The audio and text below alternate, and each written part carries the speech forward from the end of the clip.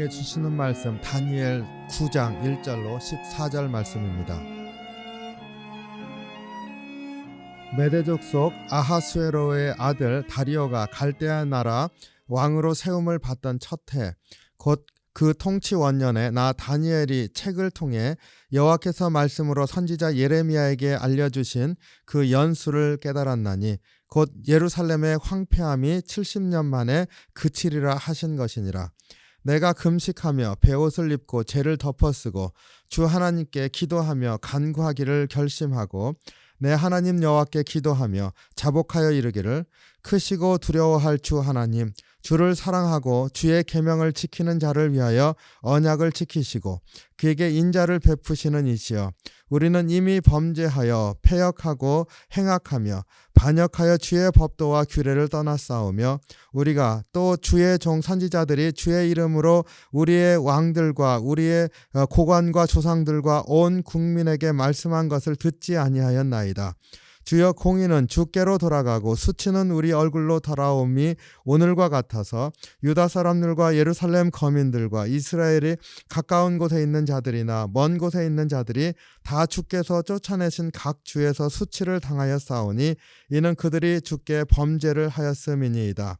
주여, 수치가 우리에게 돌아오고 우리의 왕들과 우리의 고관과 조상들에게 돌아온 것은 우리가 주께 범죄하였음이니이다마는 주 우리 하나님께서는 긍휼과 용서하심이 있사오니 이는 우리가 주께 패역하였음이오며 우리 하나님 여호와의 목소리를 듣지 아니하며 여호와께서 그의 종 선지자들에게 부탁하여 우리 앞에 세우신 율법을 행하지 아니하였음이니이다.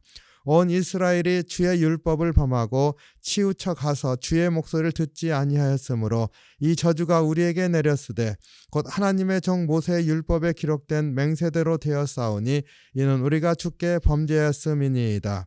주께서 큰 재앙을 우리에게 내리사 우리와 및 우리를 재판하던 재판관을 쳐서 하신 말씀을 이루셨사오니 온 천하의 예루살렘에서 일어난 일 같은 것이 없나이다. 모세 율법에 기록된 대로 이 모든 재앙이 이미 우리에게 내렸사오나 우리는 우리의 죄악을 떠나고 주의 진리를 깨닫아 우리 하나님 여호와의 얼굴을 기쁘게 하지 아니하였나이다. 그러므로 여호와께서 이 재앙을 간직하여 두셨다가 우리에게 내리게 하셨사오니 우리의 하나님 여호와께서 행하시는 모든 일이 공의로우시나 우리가 그 목소리를 듣지 아니하였음이니이다. 아멘. 사랑이 많으신 주님, 주의 은혜 감사합니다.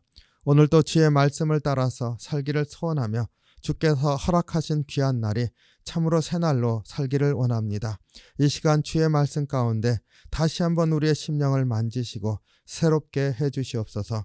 다니엘의 말씀을 통하여서 다시 한번 우리의 삶을 돌아보게 하시고 주님 앞에 바로 세우는 귀한 날이 될 수 있도록 인도해 주시옵소서. 감사드리며 예수님 이름으로 기도하옵나이다. 아멘. 네, 오늘 말씀은 다니엘이 이제 70일의 환상이죠. 70일의 예언이라고 해야 할까요? 그 말씀이 어떻게 시작되었는지를 보여주는 본문입니다. 그 1, 2절에 보니까 어떻게 시작되었는지 다니엘 스스로 얘기를 해주는 바를 볼 수가 있습니다. 메대족 속 아하수에로의 아들 다리오가 갈대아 나라 왕으로 세움받던 첫 해, 곧 그 통치 원년에 나 다니엘이 이 책을 통해 여호와께서 말씀으로 선지자 예레미야에게 알려주신 그 연수를 깨달았나니 곧 예루살렘의 황폐함이 70년 만에 그치리라 하신 것이니라. 다니엘이 예레미야 선지자가 유다 백성들이죠. 바벨론으로 포로로 잡혀가는 그 백성에게 편지를 보내서 하나님의 말씀을 선포했습니다. 70년을 기다리라. 그곳에서 아들, 딸 낳고 또 자녀들이 결혼하여서 그곳에 살 수 있어서 자녀들이 자손이 번성하게 해라. 뭐 이렇게 말씀을 했죠. 그리고 70년이 되면 돌아오게 하시겠다. 이렇게 약속의 말씀을 선포했었습니다. 그 말씀을 다니엘이 묵상하는 가운데 그 70년이라고 하는 그 연수를 깨달았다, 이렇게 말하고 있습니다. 그리고 이제 다니엘이 그 부분을 이제 환상 가운데 가르쳐 주시는 말씀을 우리에게 전해주고 있는데 70일이라 하는 것으로 이제 설명을 하고 있습니다. 그 70 일에 대한 그 본문, 이것은 또 어제 본문에서 다니엘에게 이제 환상을 보여줬던 그 앞에 환상들도 정한 때가 있다는 것을 가르쳐 주기 위한 것이다, 이렇게 얘기를 했습니다. 그리고 그 정한 때가 역사적으로 그 제국들이 어떻게 바뀌어 오는지를 통하여서 하나님께서 하나님 백성을 어떻게 회복시키실지를 이제 얘기를 해줬습니다. 그런데 오늘 이 다니엘이 그 예레미야 선지자의 그 70년이 지나고 난 다음에는 회복될 것이다, 이렇게 얘기를 했는데, 이 70년이라고 하는 이 기간 동안, 제가 앞에 70일이라고 했는 것 같은데 70년이죠. 70년 동안에 이 기간 동안에 나타나는 것을 이제 다시 한번 그 마지막 때, 그 정하신 때가 어떻게 되어지는지를 얘기를 해주고 있는데, 그 이 70년이라고 하는 이것은 이스라엘 백성의 고난 가운데 있는 그 역사를 통해서 얘기를 해주고 있습니다. 그러니까 앞에서 있었던 환상은 제국의 역사, 그 큰 세계 여러 나라들의 그 흐름 가운데서 하나님께서 그 역사를 주관하시면서 보여주시는 것을 통해서 마지막 정한 때에 관해서 다니엘에게 알려주신 것이라고 한다면, 이제 그 70일에라고 하는 이 예언의 말씀 혹은 이 환상을 통해서 얘기하고 있는 바는 그 이스라엘 백성에게 주셨던, 하나님 백성에게 주셨던 그 구속의 역사, 그 역사 과정 가운데서 동일한 그 마지막 그때 정한 때에 관해서 말씀을 하고 있는 것이지요. 그러니까 약간 그 각도를 바꿔서 메시지를 주고 있는데, 또한 그 마지막 때에 관해서 한 부분을 초점해서 이렇게 또 얘기를 해주고 있습니다. 그 70일에 관해서 구체적으로 나오는 것은 내일 본문입니다. 그 내일 주일 본문이라서 저하고 같이 보지를 못하는데 꼭 묵상하시길 바랍니다. 다만 간단하게 좀 언급하기를 원합니다. 25절, 26절 보면은 이렇게 말하고 있습니다. 그러므로 너는 깨달아 알지니라. 예루살렘을 중건하라는 영이 날 때부터 부음 받은 자 곧 왕이 일어나기까지 7일에와 62일에가 지날 것이요, 그 곤란한 동안에 성이 중건되어 광장과 거리가 세워질 것이며, 62일의 후에 기름 부음을 받은 자가 끊어져 없어질 것이며, 장차 한 왕의 백성이 와서 그 성읍과 성소를 무너뜨려니와 그의 마지막은 홍수에 휩쓸림 같을 것이며, 또 끝까지 전쟁이 있으리니 황폐한 것이 작정되었느니라. 그리고 27절, 그가 장차 많은 사람들과 더불어 한 이레 동안 언약을 굳게 맺고 그가 그 이레의 절반에 제사와 예물을 금지할 것이며, 또 포악하여 가증한 것이 날개를 의지해 설 것이며, 또 이제 정한 종말까지 진노가 황폐하게 하는 자에게 쏟아지리라 하였느니라 하니라 해서 25절, 26절, 27절에 그 70일에라고 하는 것에 관해서 이제 다니엘이 환상 가운데 본 바를 얘기를 해주고 있습니다. 그리고 이 70일에는 앞서 말씀드린 것처럼 예레미야 선지자의 70년 후에 회복될 것이다 한 것에 대한 그 환상 가운데 깨달음이죠.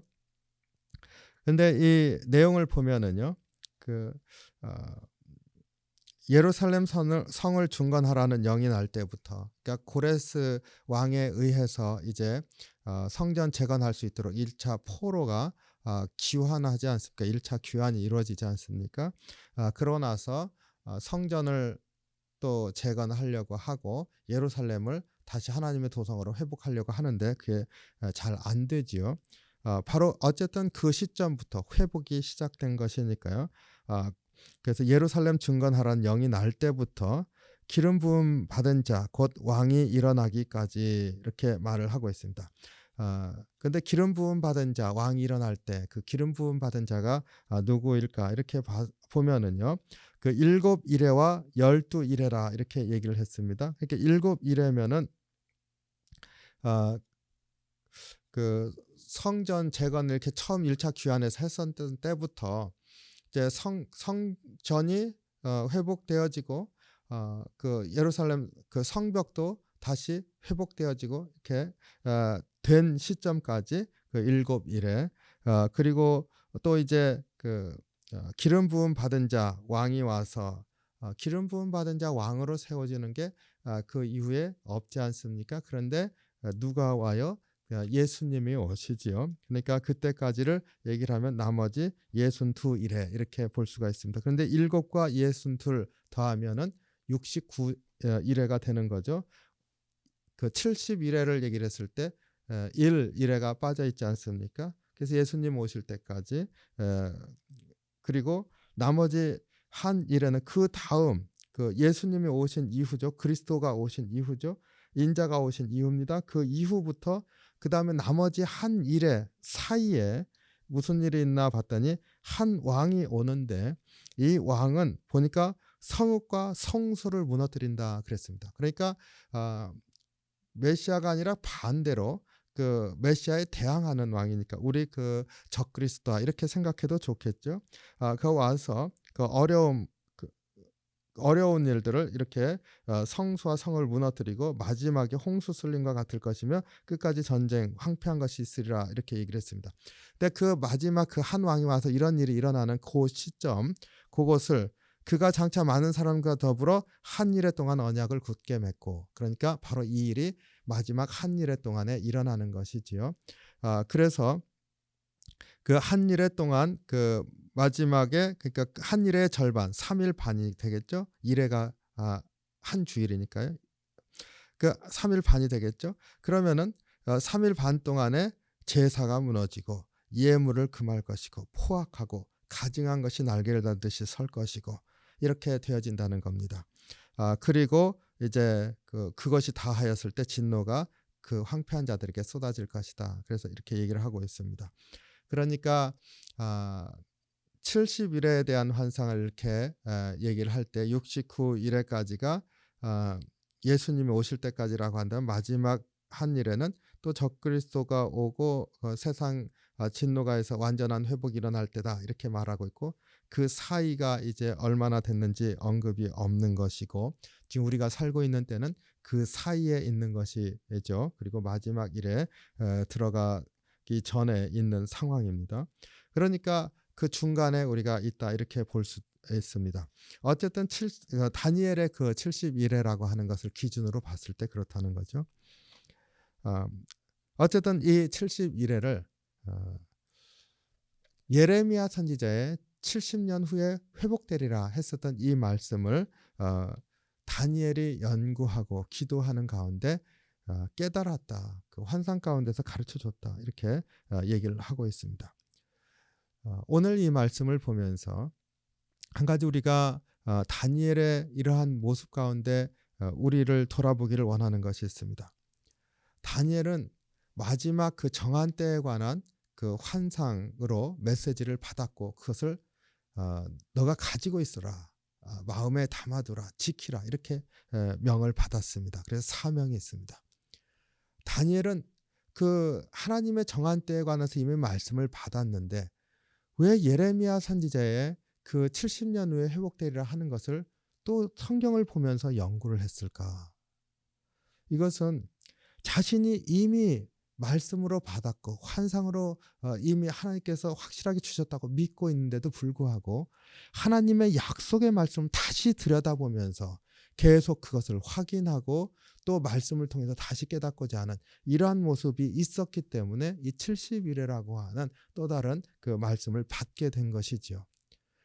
우리의 삶 가운데서 내가 주님의 말씀을 받아서 압니다 했을 때 다니엘과 같은 그러한 말씀에 대한 자세를 갖는다고 한다면 그 말씀을 받았다고 하는 것에 만족하는 것이 아니라 또 말씀을 보면서 그 말씀을 또 확인하고 그 말씀을 또 묵상하면서 주님의 말씀을 마음에 새기고 그것을 기다리고 그것을 주님께서 또 가르쳐 주신 대로 나아가는 그런 은혜의 삶이 있어야 되겠다는 것입니다.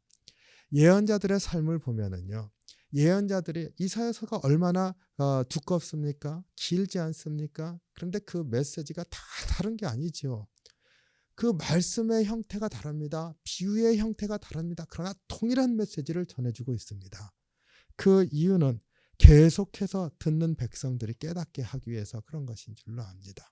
우리의 삶에 있어서도 주께서 나에게 주신 말씀을 계속 말씀을 묵상하고 하면서 더 깊이 들어가고 주신 것으로 만족하지 않고 더 주님의 말씀을 읽고 묵상하고 기도하면서 주님과 교제하는 것 안에서 그 말씀이 살아있고 나의 심령 가운데 새겨지는 것이라는 것을 믿으면서 주님과 그렇게 말씀을 통해서 더 깊이 교제하는 귀한 하루가 되시기를 주님의 이름으로 축원합니다. 기도하겠습니다.